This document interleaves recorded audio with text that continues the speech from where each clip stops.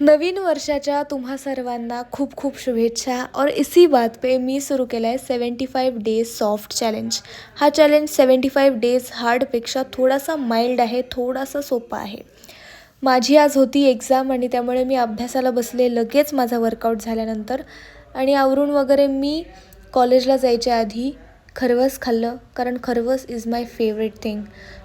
By the way, कॉलेजला जायच्या आधी मला शूटलासुद्धा जायचं होतं. आणि हे आहेत Ajay sir. He is also an actor. ते खूप कमाल ॲक्टर आहेत.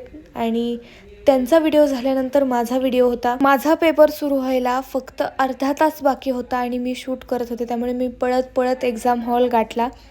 एक्झाम खूप छान गेली, पण शेवटचे पेपर लिहायला फार काय मजा येत नाही.